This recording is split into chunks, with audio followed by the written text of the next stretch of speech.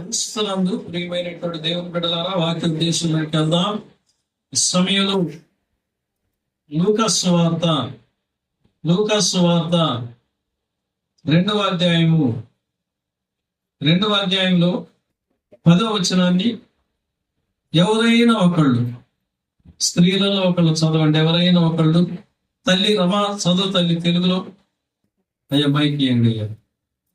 అయితే ఆ దూత భయపడకుడి, ఇదిగో ప్రజలందరికీ కలుగుబావు మహాసంతోషకరమైన సువర్తమానము నేను మీకు తెలియజేయుచున్నాను. చాలండి. మత్తయి సువార్త మొదటి అధ్యాయంలో 21వ వచనాన్ని తమిళ్లో ఇక్కడ సోదరులు విజయ్ కుమార్ గారు కానీ ప్రభాకర్ గాని ఎవరైనా ఒకళ్ళు చదవండి తమిళ్లో. మత్తయి సువార్త మొదటి అధ్యాయము 21వ వచనం. அவள் குமாரனை பெறுவாள், அவளுக்கு இயேசு என்று பெயரிடுவாயாக, ஏனெனில் அவள் தமது ஜனங்களுக்கு பாவங்களை நீக்கி அவர்களை ரட்சிப்பார் என்றார். దేవునికి స్తోత్రం కలుగును గాక. ప్రియమైనటువంటి దేవుని బిడ్డలారా, ఈ యొక్క సమయంలో క్రిస్మస్ అనగానే ఎక్కడ లేని సంతోషం. ఎన్ని బాధలున్నా, ఎన్ని కష్టాలున్నా, కుటుంబంలో ఎన్నెన్ని పోరాటాలున్నా వాటన్నిటిని ఒక ప్రక్కన పెట్టి ఈ సంవత్సరంలో ఈ క్రిస్మస్ కార్యక్రమాన్ని మనం ఏ విధంగా కొనియాడాలి, ఏ విధంగా మనం దేవునితో మనం గడపాలి, దైవ సన్నిధానానికి వెళ్ళాలి అన్నటువంటి ఆలోచనలు అందరిలో ఉంటాయి. కానీ క్రిస్మస్ అనగా మరి క్రీస్తు మాస్ అనగా ఆరాధన అనేది అర్థం వస్తుంది. కానీ హీబ్రూ బైబిల్లో కానీ వెళ్ళామంటే హీబ్రూ బైబిల్లో మాస్ ఆరాధన అనే మాట ఉండదండి. హీబ్రూ బైబిల్లో షా చాహ్ అని అంటారు. SHA షా, CHA చా, హెచ్, షా చాహ్ అని అంటారు. అనగా దేవుని ఎదుట సంపూర్ణంగా లొంగిపోవటం, దేవుని ఎదుట సంపూర్ణంగా వంగిపోవడం అనేది అర్థం ఇస్తుందండి. అది క్రైస్ట్ షా చాహ్ అని అంటారు హీబ్రూలో. మనం ఆరాధన అని అంటాం. నిజంగా చెప్పాలంటే ఈ మాట హీబ్రూలో ఉన్నటువంటి మాట బైబిల్లో అదే మాట ఉంటుంది. కానీ ఈ యొక్క ఆరాధన, ఈ వంగిపోవడం మొట్టమొదటిగా ఎక్కడ జరిగింది? మన భాషలో చెప్పాలంటే, మనకు అర్థమయ్యే రీతిలో చెప్పాలంటే, దేవునికి ఆరాధన అనేది ఎక్కడ ప్రారంభమైంది అనేది మనం కనుక చూసినట్లయితే అబ్రహాం దగ్గరే అబ్రహాముని దేవుడు పిలుస్తాడు. నీ స్వజనం విడిచిపెట్టి, నీ ఊరును వదిలిపెట్టి, నీ జనాలను వదిలిపెట్టి, అబ్రహామా నేను చూపించిన దేశానికి బయలుదేరు, నేను నిన్ను నిశ్చయంగా ఆశీర్వదిస్తానంటాడు. అప్పుడు అబ్రహాము దేవుని యొక్క సంపూర్ణంగా లొంగిపోతాడండి. వంగిపోతాడు. సరే ప్రభు అంటాడు. అది ఆరాధన. ఈ విధంగా బైబిల్ గ్రంథంలో మనం చూస్తే చాలా మంది భక్తులు దేవుని యొక్క మాటకి లొంగిపోయినటువంటి వాళ్ళు ఉన్నారు. ఇప్పుడు ఈ క్రిస్మస్ శుభ సందర్భంలో మనం జ్ఞానుల విషయాన్ని మనం చూస్తాం. వాళ్ళు తూర్పు దేశం ఆ నక్షత్రాన్ని చూసి వాళ్ళు ప్రయాణమై వస్తారు. వాళ్ళ ప్రయాణం దగ్గర 1.5 సంవత్సరం 2 సంవత్సరాలు పడుతుంది. యేసు ప్రభు వారు పుట్టిన వెంటనే వాళ్ళు వాళ్ళు బహుదూరం నుండి 1500 కిలోమీటర్ల దూరం నుండి ఇంకా ఎక్కడెక్కడ నుండో వాళ్ళు వచ్చారు. ఆనాడు దినాలలో వాహనాలు ఇవన్నీ లేవు. సార్ చదివించింది ఒకటి, మీరు చెప్పేది ఒకటి అంటారేమో. కొద్దిగా బ్యాక్గ్రౌండ్ చూద్దాం, చరిత్ర చూద్దాం, తర్వాత వాక్యంలోనికి వద్దాం. అయితే వాళ్ళు ఈ దేశానికి యెరూషలేము పట్టణానికి బెత్లెహేముకి వచ్చేసరికి 1.5-2 సంవత్సరాలు పడుతుందండి. అప్పుడు వాళ్ళు వచ్చినప్పుడు యోసేపును తల్లి అయిన మరియను శిశువు అయిన యేసు ప్రభువును చూసి వాళ్ళు అక్కడ మత్తయి సువార్తలో మనం చూస్తే సాష్టాంగపడి అంటారు. ఏ మాట అండి అది! వాళ్ళు జ్ఞానులండి, అన్ని తెలిసినటువంటి వాళ్ళండి. సాగిలపడి అని అంటారు. అదే సాష్టాంగ పట్టం అంటే 2వ అధ్యాయం 11వ వచనంలో సాగిలపడి అని అంటారు. ఆయనను పూజించి అని అంటారు. అంటే సంపూర్ణంగా వాళ్ళు ప్రభువుకు లొంగిపోయారు, సాగిలపడ్డారు వాళ్ళు. ఈ విధంగా క్రిస్మస్ అనగా సంపూర్ణంగా దేవునికి లొంగిపోవటం, సంపూర్ణంగా దేవునికి వంగిపోవడం. ఇలా అనుకున్నటువంటి స్థితంతా కూడా ఇలా వంగిపోవాలి. దేవుని ఎందుకు వచ్చేవాళ్ళు విధేయత కలిగి తమ్మును తాము తగ్గించుకొని వచ్చేవారుగా ఉండాలి అనేది. కనుక ప్రియమైనటువంటి దేవుని బిడ్డలారా, అది క్రిస్మస్. సరే, అసలు శిష్టమైనటువంటి విషయంలోనికి మనం వెళ్దాం. ఇప్పుడు లూకా సువార్తలో ఈ 2వ అధ్యాయంలో 10వ వచనం, ఈ 10వ వచనానికి 2వ అధ్యాయం 10వ వచనానికి మరి మత్తయి సువార్త 2వ అధ్యాయంలోకి వెళితే అక్కడ ఉన్నటువంటి పరిస్థితి జ్ఞానులకు స్వర్తమానాన్ని అందజేసింది ఎవరు? ఆకాశంలో ఉన్న వింత నక్షత్రం. గొల్లలకు ఇక్కడ స్వర్తమానాన్ని కలుగు చేస్తున్నాడు ఎవరు? దేవదూత. జ్ఞానులు ఎక్కడ ఉన్నారు? గొల్లలు ఎక్కడ ఉన్నారు? జ్ఞానులు వాళ్ళ రాజభవనాలలో ఉండేవాళ్ళు. వాళ్ళ భవనాలలో ఉండి సమస్తమైన విషయాలను పరిశోధన చేసేవారు వాళ్ళు. గొల్లలు ఎక్కడ ఉంటారు? అరణ్యంలో ఉంటారు. గొర్రెలను మేపుకునేవాళ్ళు. వాళ్ళకి గొర్రెలు 1, 2, 100, 200 ఉండవు. వాళ్ళకి ఉంటే 500, 1000 అలా ఉంటాయి. అన్ని గొర్రెలను మేపాలంటే ఊర్లో పొలాలు సరిపోవు. మనిషి మంట తిరగనటువంటి ప్రాంతాలకు, మైదానాలలోకి వెళ్ళిపోతారు వాళ్ళు. నెలల తరబడి ప్రయాణం చేస్తారు వాళ్ళు. గొర్రెలకు మంచి ఆహారం కొరకు గొర్రెలను తీసుకుని వెళ్తారు. అప్పుడు అరణ్యాలలో ఉన్నటువంటి వాళ్ళకి వెలుగు ఎక్కడ నుండి కనపడుతుందండి? పగలైతే వెలుగు చూస్తారు, రెయ్యి వారికి వెలుగుతారని అంటే తెలియదు. వాళ్ళు కాగడాలు పట్టుకుంటారు. ఆనాడు దినాలలో వాళ్ళకున్నటువంటి జ్ఞానంతో వాళ్ళ వరకు నివాసం చేయడానికి వెలుతురును చేసుకుంటారు. కానీ దేవదూతను చూడగానే ఒక రాత్రి వాళ్ళందరూ కూడా భయపడిపోయారు. వాళ్ళ గుండెలు పగిలిపోయారు. విషయం ఏంటంటే వాళ్ళు ఎప్పుడు దేవదూతను చూడాల. అలాంటి వెలుతురును వాళ్ళు చూడాల. ఆ వెలుతురును చూడగానే భయపడిపోయారు వాళ్ళు. భయపడుతున్నటువంటి వారితో ఇప్పుడు దేవదూత మెల్లని స్వరంతో అంటున్నాడు. ఏమంటున్నాడు? అయితే ఆ దూత భయపడకుడి. మొట్టమొదటి మాట, యేసయ్య పుట్టిన మరుక్షణంలోనే పరలోకపు దేవదూత చేత భూలోకానికి పంపబడినటువంటి మొదటి వార్త భయపడకుడి. ఇదిగో ప్రజలందరికీ కలగబో మహా సంతోషకరమైన సువర్తమానం నేను మీకు తెలియజేస్తున్నాను. ప్రజలందరికీ ఏ జాతి, ఏ భేదం లేదు. మాల, మాదిగ, కమ్మ, రెడ్డి, బ్రాహ్మణ్, నాయుడు, కాపు, పేద, ధనిక, నలుపు, తెలుపు, ఈ దేశం, ఆ దేశం లేదు. ఏ భేదం లేదు. ప్రపంచానికి, లోకానికి, ప్రజలందరికీ కలగబో మహా సంతోషకరమైన సువర్తమానం. ఈ మాటలో ఉన్నటువంటి సత్యాన్ని కొద్దిగా చరిత్రలోకి వెళ్దాం. కొద్దిగా ఓపికగా వినండి. బైబిల్లో ఉండదు ఇది. మలాకీ గ్రంథం ఉంది కదా, పాత నిబంధన. బైబిల్ గ్రంథంలో 2 గ్రంథాలు ఉంటాయి. ఒకటి పాత నిబంధన, ఒకటి క్రొత్త నిబంధన. మలాకీ గ్రంథం చివరి గ్రంథం పాత నిబంధనకి. మరి ఈ క్రొత్త నిబంధన మత్తయి సువార్తతో ప్రారంభమవుతుంది. యాక్చువల్గా సువార్తలలో మొట్టమొదటిగా రాయబడినటువంటి సువార్త మార్కు సువార్త. కానీ మత్తయి సువార్తను ఎందుకు ముందుగా పెట్టారంటే దానిలో యేసుక్రీస్తు జనన విధానం ఉంది కనుక మత్తయి సువార్తను ముందుగా జోడించారు. సరే, రైట్.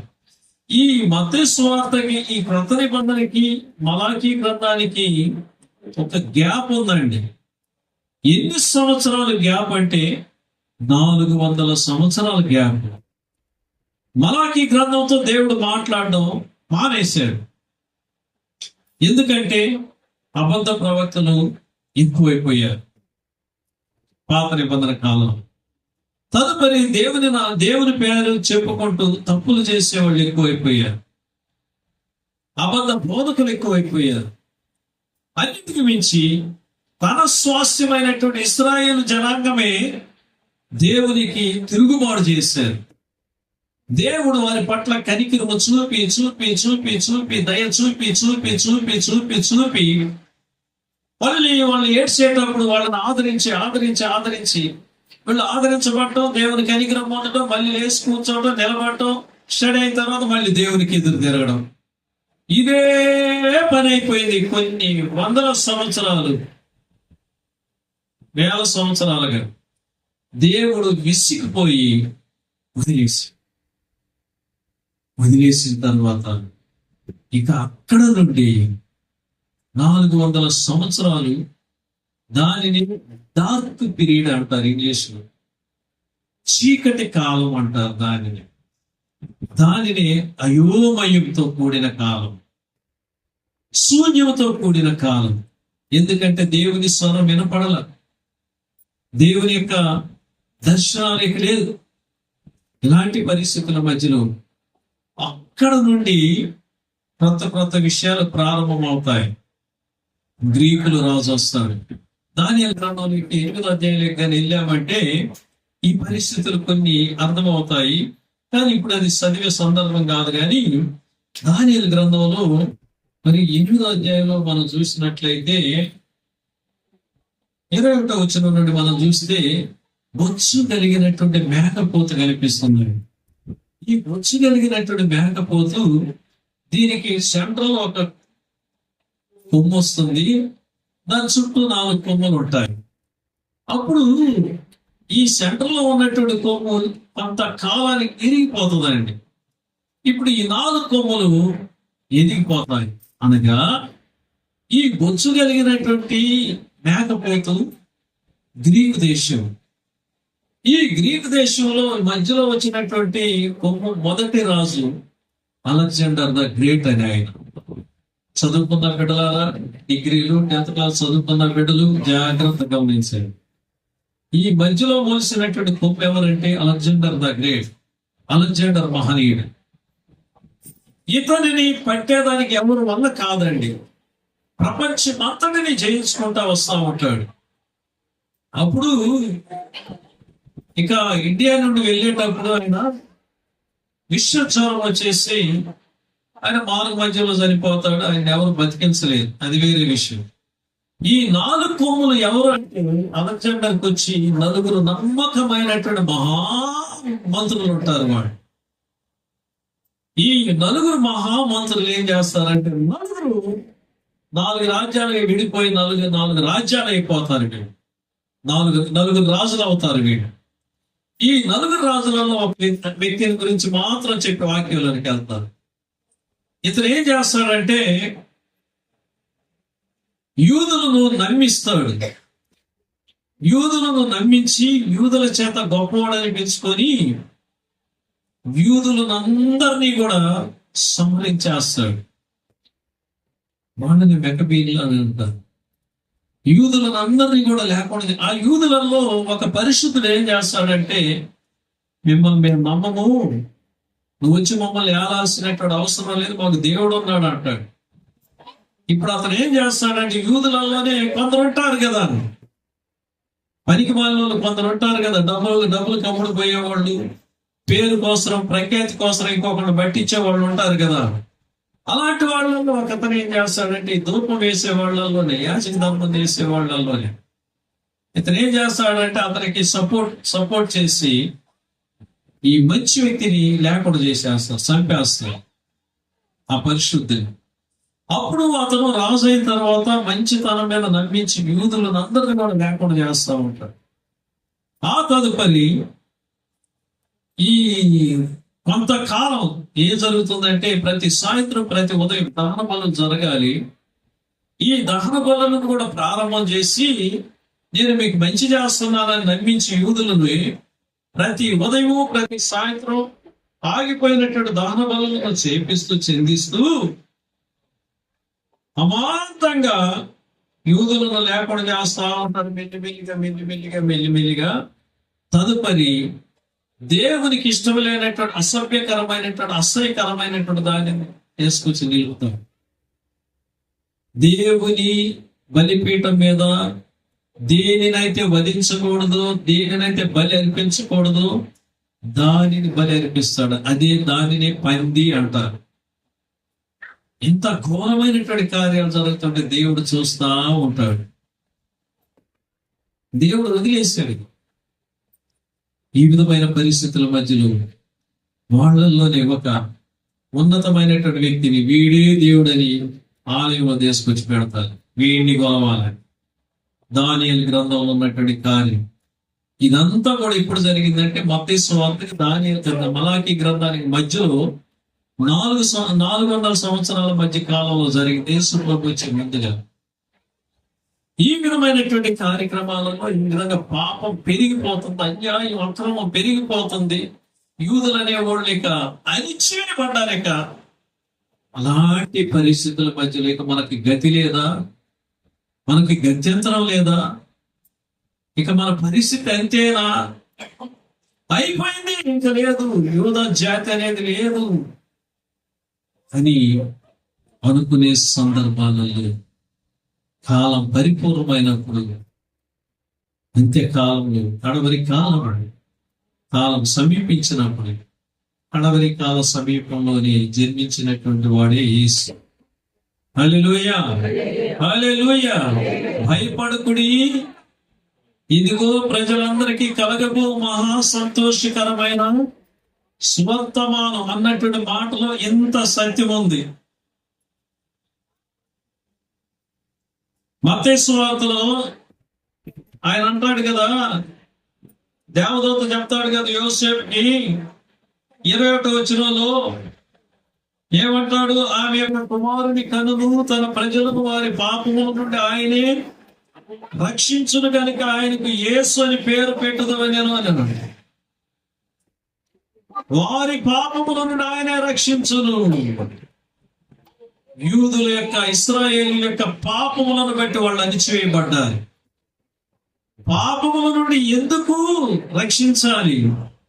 పాపం యొక్క బలమేంది ఈ రోజు ఎరగాలి. అందరూ కూడా చర్చికి వచ్చినటువంటి ప్రతి చెల్లెమ్మ, తల్లి, తమ్ముడు, అన్న, నా తల్లి ఇన్ని సంవత్సరాలు గుడికి వచ్చి పోతా ఉన్నా, తూ నా బొడిలో పాలనుకుంటున్నా, ఈ రోజు ఒక సత్యాన్ని నువ్వు ఎరగాలి. ప్రభు అక్కడ దేవదూత అక్కడ ఏమన్నాడు, ఇది భయపడకుడు, ఇదిగో ప్రజలందరికీ కలగబో మహా సంతోషకరమైన సువర్తమానం నేడు నేను మీకు తెలియజేస్తున్నా అని. దావీదు పట్టణమందు నేడు రక్షకుడు మీ కొరకు పుట్టి ఉన్నాడు అన్నాడు. మత్తయి సువార్తలో 1వ అధ్యాయం ఏమంటున్నాడు, తన ప్రజలను వారి పాపముల నుండి ఆయనే రక్షించును అంటున్నాడు. పాపము నుండి రక్షించడం ఏంది? పాపము నుండి కాపాడబడడం ఏంది? ప్రియమైనటువంటి దేవుని బిడ్డ, ఒక వ్యక్తి సమీపాన జరిగినటువంటి విషయం, పోయేదారిలో పుట్ట ఉంది, ఇంటికి పుట్టకి 100 అడుగుల దూరం. ఆ పుట్టలో రోజు ఒక గుడ్డు కొట్టి వేసేది పోతా ఉంటాడు. ఆ సర్పం చక్కగా వచ్చి ఆ గుడ్డుకు తినేసి ఏదో చేసి పోతా ఉంది. వారానికి ఒకసారి పాలు పెడతాడు, పాలు తాగుతా ఉంది. ఈ విధంగా నెలలు గడిచిపోయాయి. ఒక 4-5 సంవత్సరాలు అయింది, రోజులు గడిచిపోతున్నాయి. ఇలాంటి పరిస్థితుల మధ్యలో అంతా నిన్ను వెలుస్తున్నాడు, అయ్యా వీడియోలో దాన్ని కాస్త చూసుకోండి. ఇలాంటి పరిస్థితుల మధ్యలో ఏం జరిగిందంటే, ఒక అర్ధరాత్రి 3 ఆడపిల్లకాయలు, వయసుకు వచ్చినటువంటి బిడ్డలు, ఒక అమ్మాయికి మ్యారేజ్ ఫిక్స్ అయిపోయింది. 10 రోజులలో పెళ్లి అవ్వాలి అమ్మాయికి. వెండి బంగారాలు డబ్బు అంతా సమకూర్చి పెట్టుకున్నారు. బంధువులు వస్తున్నారు, వెళ్తున్నారు. మిగతా చెల్లెళ్ళు ఆనందంగా ఉన్నారు. తల్లి లేదు, తండ్రి ఎంతో ఆనందంగా ఉన్నాడు బిడ్డలు చూసుకుంటూ. ఒక అర్ధరాత్రి బిడ్డలు నిద్రపోతున్నారు. ఒక అమ్మాయి లేచి నానా ఏదో కుట్టినట్టుగా ఉందన్నాడు. అనేసరికి ఏం లేదులే తల్లి పడుకో అని అన్నాడు. కాసేపు దాని ఇంకొక అమ్మాయి నానా ఏదో కుట్టిందని. ఏం లేదులమ్మా ఏమి ఉండదు కానీ పడుకోండి అన్నాడు. అన్న 10 నిమిషాల తర్వాత 3 పాప కూడా నానా ఏదో కుట్టిందని. ఎదురా వీళ్ళు నన్ను ఆట ఆడిస్తున్నారా ఏందని నేను లైట్ ఎత్తి చూశాడు. ఏం కనిపించలా. దిండెత్తి చూశాడు. దిండి కింద అనువుగా అని నాగుపాము. అలాగనే బస్సమని ఈ దిండెత్తి నన్ను కూడా అయిపోయింది, కాటైపోయింది. ఏందదేనంటే అనుదినము గుడ్డు పోస్తున్నటువంటి, ఇతను గుడ్డు పెడుతుంటే తాగుతున్న పాము, ఇతను పాలు పోస్తుంటే తాగుతున్నటువంటి పాము. ఒకే రాత్రిలో 3 బిడ్డలు నురుగు కక్కుని అక్కడే చనిపోయారు. ప్రియమైనటువంటి దేవుని బిడ్డ, పాపానికి ఉన్నటువంటి శక్తి చాలా భయంకరమైనది. ఏదైతే దేవుని కాదని, వాక్యాన్ని కాదని, ప్రార్థనా జీవితాన్ని కాదని, దేవుడు నీకు ఇచ్చిన సంఘాన్ని పెడసేవుని పెట్టి లోకం వైపు పరుగులెత్తి లోకాన్ని ప్రేమిస్తూ పాపాన్ని ప్రేమిస్తావో, అసూయ అనే పాపాన్ని, గర్వం అనే పాపాన్ని, అహంకారం అనే పాపాన్ని, అవిధేయత అనే పాపాన్ని, అపవిత్రమైనటువంటి కార్యాలు, అపవిత్రమైన మాటలకు సెవేగి దేన్నైతే నువ్వు ప్రేమిస్తావో నేనే అని అనుకుంటావు, ఒక దినాన అది నిన్ను కాటేస్తుంది. నీ పాపం నిన్ను పట్టుకోను, నీ పాపం నిన్ను అణిచివేయను, నీ పాపం నిన్ను త్రొక్కివేయను. నీ పాపము నిన్ను ఒక రోజు జీరో చేసి నడి బజారుకు తీసుకొచ్చి నిలబెడుతుందండి. ఆ సందర్భంలో నువ్వెంత ప్రలాపించి ఏడ్చినా, నువ్వెంత పశ్చాత్తాపడినా, నువ్వెంత అనేది నువ్వెన్ని మొక్కుబళ్ళు మొక్కున్నా విమోచనే ఉండదు. ఎందుకో తెలుసా? ప్రభువే నీతో అంటాడు, బిడ్డ నీకు నేను ఎన్నో సందర్భాలు ఇచ్చాను, నీవు వాడుకోలేదు బిడ్డ. నీకు ఎన్నో సందర్భాలు ఇచ్చాను బిడ్డ, ఎన్నో రోజులు ఇచ్చాను బిడ్డ, ఎంతో స్వార్థను నీ కొరకు నేను ప్రకటించాను బిడ్డ నా సేవకుల ద్వారా. నువ్వు పెడచెవులు పెట్టావు బిడ్డ, కాలం సంపూర్ణమైపోయింది, ఈ కాలం సమయం లేదు బిడ్డ అని అంటాడు. ప్రియమైన దేవుని బిడ్డ, పాపము నుండి రక్షింపబడాలి, పాపము నుండి ప్రభు విమోచించాలి నిన్ను అని అన్నప్పుడు ఈ స్వార్థను విని నువ్వు ఆయన దగ్గరికి వస్తే నువ్వు అద్భుతాన్ని చూస్తావు. ఈ స్వార్థ భయపడకుడి అంటావు. ఎందుకు భయం? నీ ఆశలే, నీ కోరికలే నిన్ను కృంగదీశాయి, నీ కోరికలే నిన్ను కృంగదీశాయి, నీ ఆశలే నిన్ను కృంగదీశాయి, నీ పాపమే నిన్ను కృంగదీసింది. ఆనందంతో సంతోషంతో దేవుని కాదని నీ ఇష్టానుసారంగా జీవించి దుఃఖాన్ని వేదనను కలుగు చేసుకొని ఈరోజు భయపడి ప్రయోజనం ఏంటి? ఎవరికి భయపడుతున్నావు? నువ్వు దేనికి భయపడుతున్నావు? ఏ విషయానికి భయపడుతున్నావు? ఏంటి ప్రయోజనం? కాలం అయిపోయింది. 2025 సంవత్సరం ఎన్ని వారాలు ప్రభు నిన్ను దర్శించాడు, ఎన్ని దినాలు ప్రభు నిన్ను దర్శించాడు, ఎన్నిసార్లు ప్రభు నీతో మాట్లాడాడు. ఒక్క మాట కాకపోయినా ఒక మాటకైనా నువ్వు లోబడి ఉంటావా? లోబడ్డావా? విన్నావా దేవుని మాట? ప్రియమైన దేవుని చిన్న విషయం చెప్తాను. ఒక ఊర్లో భయంకరమైనటువంటి తుఫాన్ వస్తారు. ఆ తుఫాన్లో గవర్నమెంట్ వారు, ప్రభుత్వం వారు చెప్తున్నారు, మీ ఇల్లు ఖాళీలు చేసి సురక్షితమైనటువంటి ప్రాంతాలకు వెళ్ళండి, పలాని స్కూల్లోకి వెళ్ళండి, పలాని కాలేజీలోకి వెళ్ళండి, రండి తీసుకొని వెళ్తామని వాళ్ళు వ్యాన్లు పెట్టుకొని వస్తా ఉన్నారు. అందరూ ప్రభుత్వం వారి యొక్క వార్త విని వ్యాన్లలో ఎక్కేవాళ్ళు, బస్సులలో ఎక్కేవాళ్ళు, లారీలలో ఎక్కేవాళ్ళు ఎక్కుతుంటే ప్రభుత్వం వాళ్ళు తీసుకెళ్లి సురక్షితమైన ప్రాంతాలకి తరలిస్తున్నారు వాళ్ళని. అప్పుడు ఒక కుటుంబంలో భార్య బిడ్డలు అంటున్నారు, బిడ్డలు నాన్న మనం కూడా వెళ్దాం. అది పిచ్చిదానా, నీకు విశ్వాసమే లేదు. ఆ వర్షం ఏం చేస్తుంది? వాళ్ళకి విశ్వాసం లేదు కాబట్టి వాళ్ళు వెళ్తున్నారని. వర్షం వస్తా ఉంది, మోకాళ్ళ దాకా వచ్చాయి నీళ్లు. ఇంకా ప్రభుత్వం వాళ్ళు వచ్చి రండి, ఇంకెవరన్నా మిగిలి ఉంటే రండి తీసుకొని వెళ్దాం అని. నానా నువ్వే ఉండనేసి ఈ భార్య బిడ్డలు ఏం చేశారంటే వాళ్ళు వెళ్ళిపోయారు. వీడి నీళ్ళల్లో నిలబడి ప్రభువా ఈ వర్షం ఆగిపోవాలి దామని ప్రార్థన చేస్తా ఉన్నాడు. మోకాళ్ళు దాటి దొమ్మలు లోతుకొచ్చాయి, నడుము లోతుకొచ్చాయి. ప్రభువా నువ్వు ఆపుతావు నా. ఇలాంటి సందర్భంలో చిన్న దోనేసుకొని రేపు ఇచ్చోడా నువ్వు ఎందుకురా నిలబడతావు, నీకు ఇంకా తెలియలేదా, చెవులు వినపడవా ఏంటి, ఎక్కువ తీసుకొని వెళ్తామంటే నా దేవుడు నన్ను రక్షిస్తాడు అని. వీడికి ఏదో పిచ్చి పెట్టింది అనేసి వాళ్ళు వెళ్ళిపోయారు. ఈ సందర్భంలో ఉతికిలోకి నీళ్లు వచ్చేటప్పుడు పెంకిటి ఇల్లుకి కూర్చున్నాడు. పెంకిటి ఇల్లుకి కూర్చొని ప్రభువా ఈ గాలి వాన ఆగి పోను కాక నేను అరుస్తా ఉన్నాడు. ఈ సందర్భంలో ఇల్లు కూడా మునిగిపోవచ్చింది. వీడు ఒక్కడే మా ఇంటి మీద నిలబడి ఉన్నాడు. హెలికాప్టర్ వచ్చింది. హెలికాప్టర్ లో నుండి మైక్ తో చెప్తున్నాడు, తాడేస్తున్నా, నిచ్చినేస్తున్నా, పట్టుకో, నిన్ను తీసుకొని వెళ్తా, పట్టుకోదంటే ఆ దేవుడు నన్ను కాపాడుతాడని వీడు అంటున్నాడు. వీడి పిచ్చోడు, వీడిని మనం ఏం చేయలేమురా అనేసి హెలికాప్టర్ వెళ్ళిపోయింది. మొత్తం మీద వాన రాని వచ్చింది, కొట్టుకొని పోయాడు, వాడు సచ్చేపోయాడు.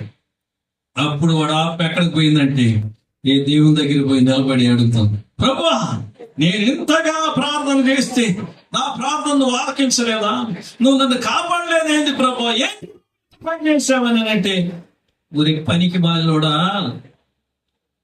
ప్రభుత్వం వాళ్ళని పంపింది నేనే, వాళ్ళ మాట నువ్వు వెళ్ళా. సరే వాళ్ళ మాట వెళ్ళలేదనేసి సరే మళ్ళీ నేను ధోనిలో వచ్చిన వాళ్ళని వాళ్ళని పంపింది నేనే రా నీ కోసం, నువ్వు అది పోతివి. చివరికి హెలికాప్టర్ కూడా పంపాను రా నీ కోసం, అది వినలేదురా, పో నీ కర్మగాలి పో, నువ్వు దేనికి వినేవాడు కదా పో అనేసాడు ప్రభు. ఈ రోజు చెప్తున్నాను, తన ప్రజల పాపముల నుండి ప్రభు వారిని రక్షించాలి అంటే భయపడకము. ఈ ప్రజలందరి కలుగుపో ఈ యొక్క మహా సంతోషకరమైన ఈ సువార్తను ఏ దైవజనుడు నోటి నుండి నువ్వు వింటున్నావు, టీవీలో ఏ దైవజనుడు నోట్ల నుండి నువ్వు వాక్యం వింటున్నావు, ఏ దైవజనుడు నీ ఇంటికి వచ్చి ప్రార్థన చేసి నీ రక్షణ కొరకు ప్రార్థన చేస్తున్నాడు, ఇన్ని సందర్భాలు ప్రభు నీకు ఇస్తుంటే వీటన్నిటినీ తొంగలో దొక్కి నీ ఇష్టానుసారంగా నువ్వు జీవించావంటే, నీ ఇష్టానుసారంగా నువ్వు బ్రతికావంటే నీ పాపం నీ మీద ఏలుబడి చేయను. పాపం రూలింగ్ కింద నువ్వు ఉంటావు. పాపమే నిన్ను పాలన చేస్తుంది, పాపమే నిన్ను ఏలుకుంటుంది. పాపం యొక్క రూలింగ్ లో, పాపం యొక్క ఏలుబడిలో నువ్వు ఉన్నావంటే ఇష్టానుసారంగా పాపం నిన్ను ఎంతవరకు దిగదొక్కను తగ్గిపడేస్తుంది. చివరికి నీ మొర ఆలకించే వాళ్ళు ఎవరు ఉండరు. ఈ క్రిస్మస్ రోజు ఈ సందేశం నీ కొరకి పరిశుద్ధాత్మ దేవుడు నీతో మాట్లాడుతున్నాడు. బిడ్డ, ఇదిగో ఈ రోజు ఆనాడు దినాలలో దేవదూత అన్నాడు, భయపడకుడి, ఇదిగో ప్రజలందరికీ కలగబో మహా సంతోషకరమైన సువార్తమానం, దావీదు పట్టణమందు నేడు రక్షకుడు మీ కొరకు పుట్టి ఉన్నాడు. ఇది సువార్త ఆనాడు దినాలలో. కానీ ఈ రోజు నీ కొరకు సువార్త ఏంటి? నీ నిమిత్తం ప్రభు ఏర్పాటు చేసినటువంటి సువార్త ఏంటి? నీ కొరకు ప్రభు ఏర్పాటు చేసినటువంటి సందర్భం ఏంటి అనేది మనం కానీ చూసినట్లయితే ప్రకటన గ్రంథాలు అయిపోదాం. మనందరికి ఇది, నీకు నాకు అందరికి, మనందరికి ఇది ఒకరికి కాదండి. 2026 సంవత్సరం అడుగు పెట్టక ముందే ప్రియమైనటువంటి దేవుని బిడ్డ, నీకు నాకు మనందరికి వాక్యం చూడండి. ప్రకటన గ్రంథం 3వ అధ్యాయం 20వ వచనం. ప్రకటన గ్రంథం 3వ అధ్యాయం 20వ వచనం చూడండి. నీకు నాకు మనకి స్వార్థ, ఒక స్వార్థ, ఒక మాట ఏంటనే చూద్దాం. ఇదిగో నేను తలుపునద్ద నిలుచుండి తట్టుచున్నాను, ఎవడైనా నా స్వరం విని తలుపు తీసిన యెడల నేను అతని యొద్దకు వచ్చి అతనితో నేనును నాతో కూడా అతను భోజనము చేయుదుము అంటున్నాడు. ఇంతకు మించిన సువార్త ఇంకేం కావాలండి నీకు? మనకి ఇంతకు మించిన స్వార్థ ఇంకేం కావాలి. తమిళ బైబిల్ ఉన్న బిడ్డలు చదవండి ఒకసారి. இதோ வாசல்களில் நின்று தட்டுகிறேன். ఆ, ஒருவன் என் சத்தத்தை கேட்டு ఆ, கதவை திறந்தால் ఆ, அவனிடத்தில் நான் பிரவேசித்து ఆ, அவனோடனே போஜனம் பண்ணுவேன். ఆ. அவனும் ఆ. என்னோடனே போஜனம் பண்ணுவான். ప్రభువే నీతో మాట్లాడుతున్నాడు. ప్రభువే మనతో మాట్లాడుతున్నాడు. ఏమని మాట్లాడుతున్నాడు? నా బిడ్డ, ఇదిగో నేను తలుపునొద్ద నిలుచుండి తట్టుచున్నాను. ఎవడైనా నా స్వరం విని తలుపు తీసిన ఎడల నేను అతని ఎదుకు వచ్చి అతనితో నేను నాతో కూడా అతడును భోజనము చేయదునని నేను అంటున్నాడు. నేను నీకు బిడ్డలను ఇచ్చాను, నేను నీకు భర్తనిచ్చాను, నేను నీకు మనస్సంతానాన్ని ఇచ్చాను, నీ సంతానాన్ని అభివృద్ధి పరిచాను. నేను ఒంటరిగా ఉన్న నిన్ను ఇద్దరుగా చేశాను, ఇద్దరైనా నిన్ను నలుగురుగా చేశాను, ఏడుగురుగా చేశాను, ఈ రోజు 10 మందిని చేశాను. కానీ నీ ఇంట్లో ఎంతమంది ఉన్నారు? అంతమందితో నేను మాట్లాడుతున్నాను, అంతమందిని నేను హెచ్చరిస్తున్నాను. ఒకరు కాకపోయినా ఒకరైనా నా స్వరం వినే వాళ్ళు ఉన్నారా? కడుపును పుట్టినటువంటి బిడ్డలు, నీ రక్తాన్ని పంచుకున్నటువంటి బిడ్డలు, నా చేత భరింపబడుతున్నటువంటి బిడ్డలారా, అనుదినము మిమ్మల్ని కాపు కాల్చున్నాను. నా స్వరాన్ని వినేవాళ్ళు ఎవరైనా ఉన్నారా? నీ కుటుంబంలో నా స్వరాన్ని వినేవాళ్ళు ఎవరున్నారు? అనగా తలుపు తట్టడం అంటే టీవీ ఆన్ చేస్తే మంచి దైవజనులు మన ఇంట్లోనే ప్రసంగం చేస్తున్నారు. తలుపు తట్టడం అంటే నువ్వు దారిని వెళ్తున్నావు, కళ్ళు లేనటువంటి వాళ్ళు కర్ర తీసుకొని రోడ్లో అలా అలా అలా తట్టుకుంటా పోతున్నారు. ఎదురుగా బస్సులు వస్తాయో, బైకులు వస్తాయో, సైకిళ్ళు వస్తాయో తెలియదు. ఎదురుగా ఏ గుంటు ఉంటుందో తెలియదు, ఎదురుగా ఏ ముళ్ళు ఉంటుందో తెలియదు, ఏది తొక్కుతారో తెలియదు. అలాంటి వాళ్ళని చూసినప్పుడు, ప్రభువా నాకు ఇంత మంచి కళ్ళు ఇచ్చావు నాయన, నీ వందనాలు ప్రభువా. ఇన్ని రోజైనా చెప్పుకుంటావా నీ జీవితంలో? ఎన్నిసార్లు ఆసుపత్రికి వెళ్తున్నా? మొన్న ఈ మధ్య జిహెచ్కి వెళ్ళాను నేను. సోదరి దేవం వల్ల అతను చూసేదానికి, సార్ పలాని బిల్డింగ్ పలానా అంతస్తు అని చెప్పారు. కానీ పాపం పలాని బిల్డింగ్ అని చెప్పడం వాళ్ళకి తెలియదు. పలానా అంతస్తు, 2 అంతస్తులు అంటే 3 బిల్డింగ్లలో 2 అంతస్తులు తిరిగేళ్ళకి నా పని అయిపోయింది. ఏడకపోతే ఎవరిని చూసాను నేను? ఈ 3 బిల్డింగ్లు ఎక్కి దిగేళ్ళకి నేనే అంత మాత్రం. సరే రైట్, మనకు కావాలి, అందరూ మనవాళ్ళే. ఎవరు కూడా దైవజనుడు యొక్క దర్శనాన్ని ఎదురు చూసేవాళ్ళే. ఇంత ప్రేమ కలిగినందుకు మీ అందరికి వందనాలు. ప్రియమైనటువంటి దేవుని బిడ్డలారా, ఒక్కొక్కళ్ళని కొయ్యి కొయ్యి కొయ్యి కొయ్యి అనుకుంటా ఆ యొక్క ఆంబులెన్స్లలో దించుతా ఉంటే రక్తం కారిపోయే వాళ్ళు ఒకళ్ళు, కాళ్ళు ఇరిగిపోయినటువంటి వాళ్ళు ఒకళ్ళు,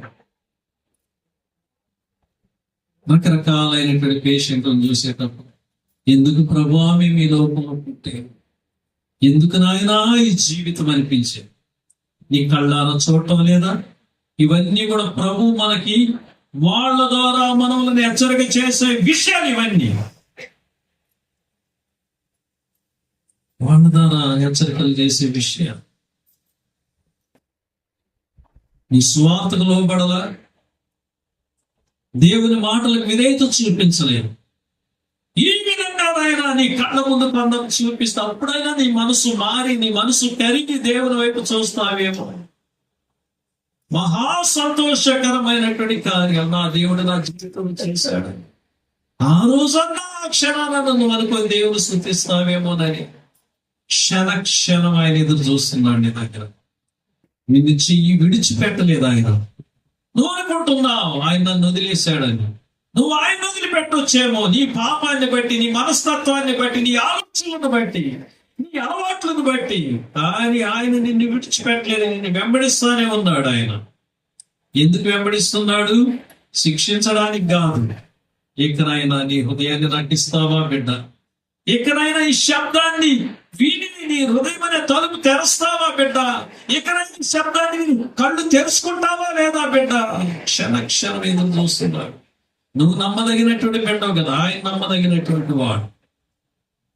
కొన్ని సందర్భాలలో దేవుని దగ్గర మనం కొన్ని ఒప్పందాలు ఒప్పుకుంటాం. భలే తమాషగా ఉంటుంది. నా జీవితంలో చాలా జరిగినాయి అలాంటి. ఇదిగా జరిగిందంటే సార్ నేను దేవుడికి దశమ భాగం తెచ్చిస్తా సార్, నీకే ఇస్తా సార్ అన్నాను. దైవజనులు పాపం అమాయకులు కదండి, నమ్మతాడు. ఎందుకు నమ్మతాడు? దేవుని బిడ్డలు కాబట్టి. అది అయిన తర్వాత పత్తా ఉండదు. ఫోన్ చేసినా కూడా ఫోన్ తీయరు. ఎక్కడో కాదు, ఇక్కడ సేవ చేసేటప్పుడు ఇదే ఊర్లో జరిగింది. అయితే ఎవరని నేను చెప్పను. సార్ ఈ బిల్డింగ్ కనుక అమ్ముడు పోయిందంటే నీకు మేము కానికిస్తాం సార్ దశమ భాగం అన్నారు. ఫస్ట్ సారి ఇక్కడ సేవ చేసేదానికి వచ్చినప్పుడు ఆ బిల్డింగ్ అమ్మేదానికి వాళ్ళ కావటం లే. మంత్రాలు తంత్రాలకు అన్నిటికి పోయారు, ఏదేదో చూపించుకున్నారు. దానికి అది ఉంది, దీనికి ఉంది, ఇది ఉంది అని అన్నారు. ఆ తర్వాత నేను మోకరించి ప్రార్థన చేసి లైన్గా 3 రోజులు చేశాను ప్రార్థన. చేసేసరికి దేవుని యొక్క మహాత్మను బట్టి 14 లక్షలకు పోయింది ఆ బిల్డింగ్. కానీ ఆ బిల్డింగ్ అమ్మినటువంటి వాళ్ళు ఇక్కడ లేరు. ఒకవేళ మీ ఇంటి ఎవరైనా 14 లక్షలకి అమ్ముతారు, మీ గురించి నేను చెప్పాల, నిజం చెప్తున్నారు. ఇప్పుడు వాళ్ళు లేరు. 14 లక్షలకు అమ్ముకున్నారు, పత్తా లేదు. అంతే. అది జరిగినటువంటి ఒక 10-15 సంవత్సరాల తర్వాత కనపడ్డారు. కనపడి, సార్ నీ ఫోన్ నెంబర్ తెలియలేదు సార్. వాళ్ళకి చెప్పులు లేవు, ఆ తల్లికి నెత్తిన సొమ్మురు లేదు, ఒంటి మీద సరైన బట్ట లేదు, చెప్పుకోకూడదు. కానీ చాలా దుఃఖకరమైన విషయం అది. ఏం తల్లి, ఏం జరిగింది? బిడ్డకు తనలో వచ్చింది సార్ క్యాన్సర్ గడ్డ. ఆ మాట వినంగానే నాకేమనిపించి ఉండదు మీరు చెప్పండి? చాలా దుఃఖకరంగా ఉంది. ఏమైందమ్మా? బిడ్డ మంచంలో ఉంది సార్. ఒక్కసారి వచ్చి ప్రార్థన చేసి కొడిసారు. ప్రియమైన దేవుని బిడ్డ, ఆ బలహీనత చేతనే ఆ బిడ్డ చనిపోయింది. ఫ్యామిలీ చిన్న భిన్నమైపోయింది. దేవుని సేవకుని దగ్గర చేసే వాగ్దానాలు దేవుడు తడతా ఉంటాడు. నీకు ఇదే సువార్త. ఆయన తడుతున్నాడు నిన్ను. ఇక్కడ మేలు పొంది ఎక్కడో చెల్లించేది కాదు. జ్ఞానులు ఎక్కడ నుండో వచ్చారు,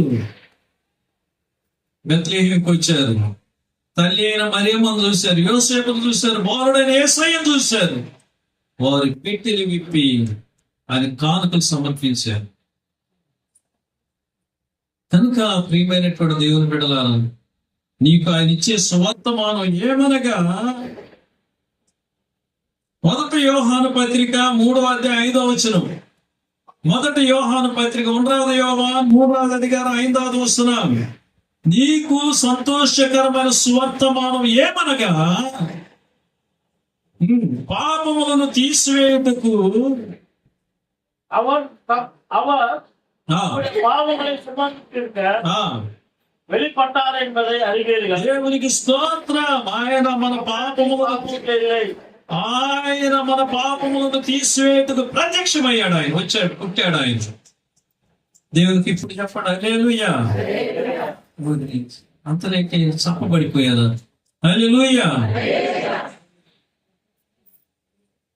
ప్రియమైన దేవుని బిడ్డలారా, ఆయన యేసు ప్రభువారు ఆయన తన ప్రజలను వారి పాపముల నుండి ఆయన వారిని రక్షించడానికి, విమోచించడానికి వచ్చాడు. ఇప్పుడు అందరి పాపముల నిమిత్తమై ఆయన వచ్చాడు అని వాక్యం స్పష్టంగా చెప్తుంది. మన పాపముల నుండి మనకు విమోచన కలుగు చేయడానికి. ఇందాక నేను చెప్పాను, పాపం యొక్క బలం చాలా భయంకరమైందని.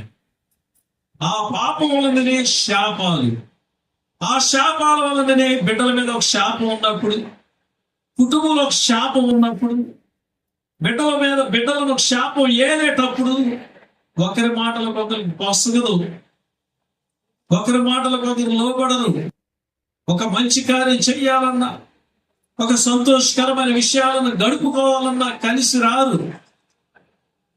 సత్యాన్ని గ్రహించండి దయచేసి. దైవజనుడు విమర్శిస్తున్నాడని మాత్రం దయచేసి ఈ క్రిస్మస్ సందర్భంలో ఎవరికి ఆ థాట్ రాకూడదు, ఆ ఆలోచన. సత్యాన్ని గ్రహించండి. అది నువ్వైనా సరే, నేనైనా సరే. పాపం వలన వచ్చే శాపాలు కుటుంబాలను ఏలేటప్పుడు కుటుంబాలు తలకిందులు అవుతుంటాయి. బిడ్డల జీవితాలు తలకిందులు అవుతుంటాయి. బిడ్డలకి లక్షలు ఖర్చు చేసి పెళ్లి చేస్తాం. పెళ్లి చేసిన స్థలాలలో బిడ్డలు సంతోషంగా ఉండలేరు. శాపం. పాపముల నుండి రక్షించడానికి వచ్చాడంటే పాపం అనే మాట పలికేదానికి చాలా సులభం. దాని యొక్క ప్రభావం చాలా భయంకరమైంది. నాగుబాబు అనగానే పాము, అది ఎదురుగా వచ్చి నిలబడితే గుండెలు ఆగిపోతాయి. అలాంటిది పాపం, భయంకరమైంది. కానీ ప్రభు దేనికి వచ్చాడు ఆయన ఈ లోకంలోనికి? ఆ పాపములను తీసివేయడానికి ఆయన ప్రత్యక్షమయ్యాడండి. హల్లెలూయా చెప్పండి. హల్లెలూయా. గ్రహిస్తే నువ్వు గమ్మునుండు. హల్లెలూయా. నేను హల్లెలూయా అంటే మీరు ఆమేనండి. హల్లెలూయా. ఆమేన్. హల్లెలూయా. రాజాది రాజుకే రాజాది రాజుకే, యేసు రాజుకే, మా ఇంటికి వచ్చే యేసయ్యకే వస్తుందా సార్? ఇప్పుడే సాంబ్రాన్ని వేసి వచ్చిన మా ఇంట్లో ఈ సాంబ్రాన్ని, అయ్యో దేవుడా వీడియో వేస్తున్నాను అనుకున్నాను. తీసి నీకు పని ఎక్కువ అయిపోయింది నా వల్ల. కనుక ప్రియమైనటువంటి దేవుని బిడ్డలారా, మన దేవుడు గొప్పవాడు. మన పాపాల నుండి విమోచించడానికి వచ్చాడు. నేను చెప్తాను, ఓపెన్ గా చెప్తాను. నేను నా యేసయ్య నా పాపాల నుండి నన్ను విమోచించడానికి నా యేసయ్య నా కొరకు పుట్టాడు. నా తల్లిదండ్రుల దోషాల నుండి, మా తాతల ముత్తాతల దోషాల నుండి, మమ్మల్ని ఏదే శాపాల నుండి విమోచించడానికి నా యేసయ్య ఈ లోకంలోకి వచ్చాడు. నా కొరకు వచ్చాడు. నేను ధైర్యంగా చెప్తాను నేను ఈ మాట. హల్లెలూయా. హల్లెలూయా. కనుక క్రీస్తునందు ప్రియమైన దేవుని బిడ్డలారా, యేసు ప్రభు వారు ఇంకా దేనికి వచ్చాడంట? 8వ వచనం చదవండి. 1 యోహాను పత్రికలో 3వ అధ్యాయం 8వ వచనం చదవండి ఒక్కసారి. 1 యోహాను పత్రిక 3వ అధ్యాయం 8వ వచనం. అపవాది సరే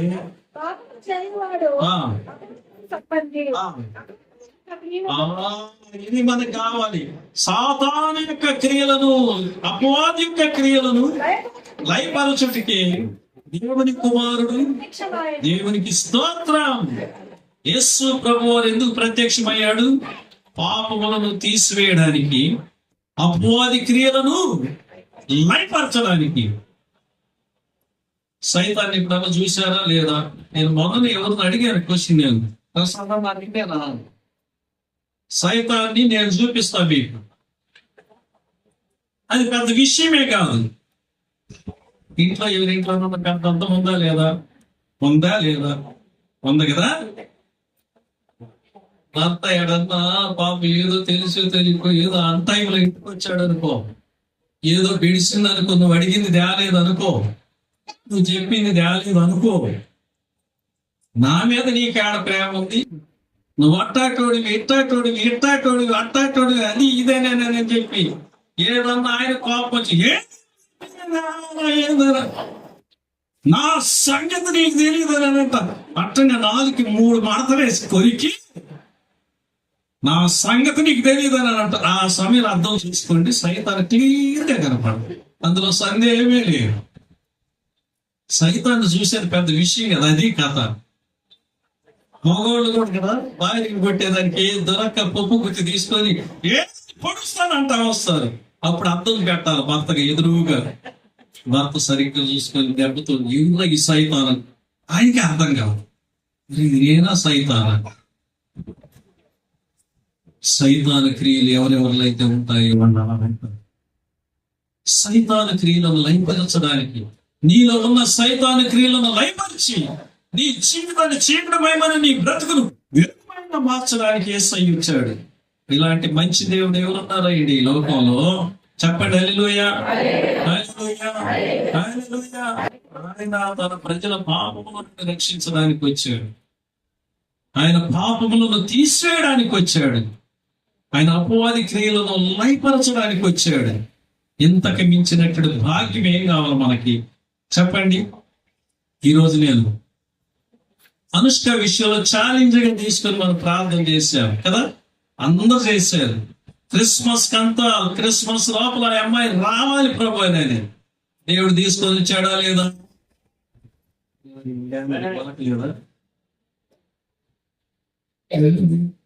దేవుడు తీసుకొని వచ్చాడా లేదా? మీరందరూ ప్రార్థన చేశారా లేదా? అది చేసిన అని అంటారు. ఎందుకు మరి చెప్పండి గట్టిగా, చేసామా లేదా?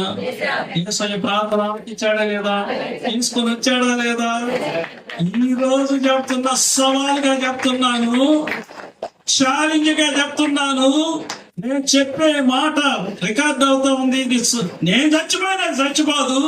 సవాల్గా చెప్తున్నాను, రాసి పెట్టుకోండి. ఎంతమంది అయితే ఈ రోజు దేవుని మందిరానికి వచ్చి వాక్యం వింటున్నారు, ఈ వాక్యానికి లోపడాలని తీర్మానం చేసుకుంటారు, మీ కుటుంబాలలో ఉన్న శాపాలు ఈ రోజే పోతాయి. నీలో ఉన్న పాపం ఈ రోజే పోతుంది.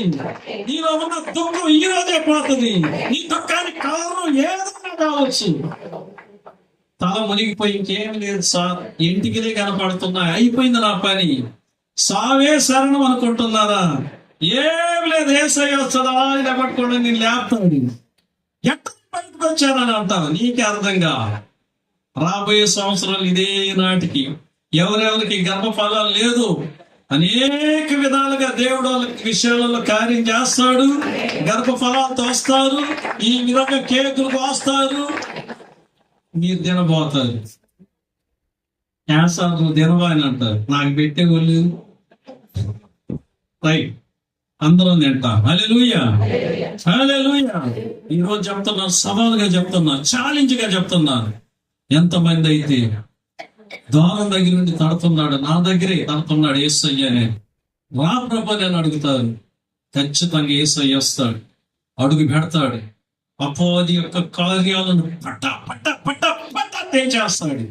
సంపూర్ణమైనటువంటి విడుదల, సంపూర్ణమైనటువంటి మార్పు, సంపూర్ణమైనటువంటి ఆశీర్వాదం, సంపూర్ణమైన ఆరోగ్యం, సంపూర్ణమైన నెమ్మది, కంటి నిండా నిద్రపోతాను. దేవుడి మాటలు దీవించను గాక. లేచి నిలబడదాం అందరమే, లేచి నిలబడదాం అందరమే. ఎవరు బయటికి కలుగుతండి? దేవుని ప్రసన్నత నీ మీదకి రాబోతుంది. క్రిస్మస్ అన్నటువంటి మాటకి ఆకాశంలో ఉదయించిన నక్షత్రం, ఈ రోజు ఆ నక్షత్రం యొక్క కాంతి నీ మీద పడాలి. ఈ రోజు చెప్పు ఆమేన్. ఆ కాంతి నీ మీద పడాలి. ఆమేన్. ఆ కాంతి నా మీద పడాలయ్యా. ఆ యేసయ్య నా హృదయానికి రావాలయ్యా. యేసయ్య నా కుటుంబంలోనికి రావాలయ్యా. ప్రార్థన చేద్దాం, అందరం కళ్ళు మూసుకుందాం, అందరం కళ్ళు మూసుకుందాం. హల్లెలూయా, హల్లెలూయా. ఎవరు కళ్ళు తెరవద్దండి. హల్లెలూయా, థాంక్ యూ జీసస్. అన్ని మూసి పెట్టుకున్నావు కదరా, ఇంటికి పోదమా, ఇంటికి పోదమా. ఏంద్రా నీ బాధ, నాకు చెప్తే కదా అంటున్నా. వీడియోలో కనపడుతుంది కానీ మీరు పాడేటప్పుడు వాడు బాగా కొడుతున్నాడు, నేను పాడేటప్పుడే వాడు చూడు అన్ని మూసి పెట్టుకుంటున్నాడు. ఏం తెలియదు, ఏదా పాపం చేసిన పడుతుంది.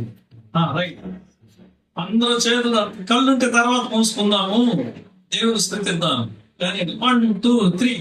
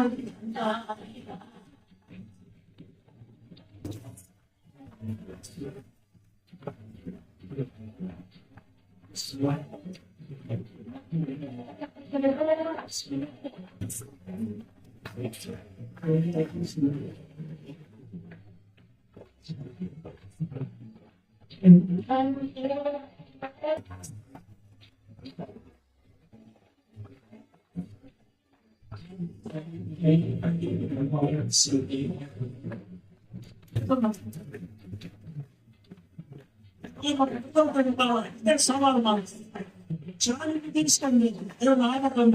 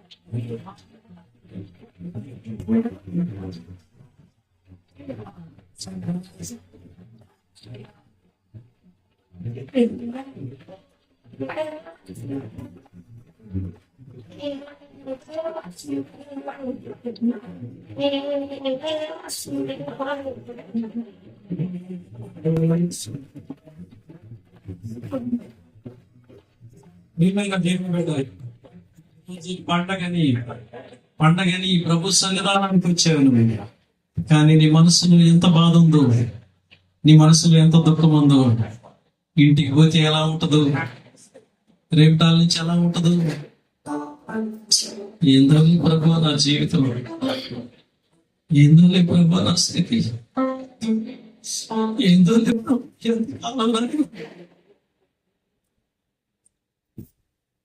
ఇది నా జీవితంలో చివరి పండుగ ఏమో అనుకుంటున్నావా? బిడ్డ, నువ్వెవరికైనా సరే, నాకు తెలియదు నీ హృదయం. నీ కన్నీరు తొడవడానికి యేసయ్య పుట్టాడు. నువ్వు గొప్ప జయము చేస్తావు, గొప్ప జయము చేసిన తమ్ముడు, పైన ఉన్నటువంటి తమ్ముడు, అమ్మా, నువ్వు గొప్ప జయము చేస్తావు. జయము నాదే చెప్పు, జయము నాదే అంటే చేతి తట్టు. యేసయ్యతో నాకు జయమైపోతున్నా అదేదో అప్పుల బాధలా, డబ్బు బాధలా, నువ్వు దైవజనుడికి నువ్వు చేసినటువంటి మేలు, నువ్వు చేసిన సత్కార్యములు మరచిపోవడానికి దేవుడు అన్యాయస్తుడు కాదు. ఆకాశపు వాక్యం విప్పబోతున్నాడు, ఇస్తాడు. ఆశ్చర్యంతో స్థుతితో ప్రభువును స్థుతిస్తావు, ఆనంద కన్నీటితో ఆయన స్థుతిస్తావు. ఈ రోగం కూడా, ఏ రోగం నిన్ను పీడిస్తుందో ఆ రోగం కూడా నిన్ను విడిచిపెట్టి పారిపోదును ఉండదు. ఈ రోగాలను తీసివేయడానికి యేసయ్య వచ్చాడండి, పుట్టాడండి. ఏ బంధకాలలో ఉన్నావు, ఉండేదానికి ఇల్లు కూడా లేదా? ప్రభా, నేను నిన్ను నమ్ముకొని ఏం ప్రయోజనం ఆయన, నాకు ఉండేదానికి కూడా ఇంటి లేదనుకుంటున్నావా? స్థిరమైన నీడ దేవునికి ఇవ్వబోతున్నాడు. ప్రియమైన దేవుని బిడ్డ, నీ దుఃఖానికి కారణం గర్భఫలం లేదేమో, గర్భఫలం లేదని బిడ్డలు, నీ ప్రక్కనే యేసయ్య ఉన్నాడు, నీ ప్రక్కనే యేసయ్య ఉన్నాడు. తగిన సమయం ముందు నా దేవుడు అద్భుతం చేస్తాడు. ఎందుకంటే వయసు అయిపోతుంది కదా, సంవత్సరాలు గడిచాయి కదా అని నువ్వు అనుకోవచ్చేమో. నీ తల్లి గర్భంలో నీ అవయవాలను, నీ నరాలను, నీ అవయవాలను సృష్టించింది ఆయన. ఆయనకి మించి ఏ అవయం కూడా పనిచేయదు. ఆయన సెలవిస్తేనే ఏ సమయంలోనైనా పనిచేస్తుంది. దేవుడు అద్భుతం చేస్తాడు. కానీ నువ్వు చేయవలసినటువంటి పని ఏంటంటే ఈ సమయంలో దిక్కు చూడదు. తమ్ముళ్ళు, ఇక బయట కూడా మీకు కూడా దేవుడు ఒక సందర్భం ఇచ్చాడు. కళ్ళు మూసుకొని, యేసయ్య నా హృదయానికి రా ప్రభువా చెప్పు. కళ్ళు మూసుకొని ఆయన ఈ విషయంలో ఒక్క నిమిషం కళ్ళు మూసుకొని, నా హృదయంలోనికి రా యేసయ్యా, నా హృదయంలోనికి రా యేసయ్యా, నా ఇంటిలోకి రా యేసయ్యా, అడుగు యేసయ్యా. హల్లెలూయా, హల్లెలూయా, హల్లెలూయా. యేసయ్యా, ఇప్పుడే నీ జన్మదిన శుభాకాంక్షలు చెప్పుకునే ముందుగా ఆకాశములో లేసిన నక్షత్రం, ఆ నక్షత్రం వెలుతురు నీ బిడ్డల ముఖం మీద పడాలయ్యా. ఇప్పుడు నీ బిడ్డల ముఖం మీద పడాలయ్యా. వాళ్ళ ఇంటిలో నీ బిడ్డలే, వాళ్ళ ఇంటిలో నీ యొక్క వెలుతురు పడాలయ్యా. వాళ్ళ హృదయాలలో నీ వెలుతురు పడాలయ్యా. చీకటి పారిపోవాలయ్యా, దుఃఖం పారిపోవాలయ్యా, విచారం పారిపోవాలయ్యా.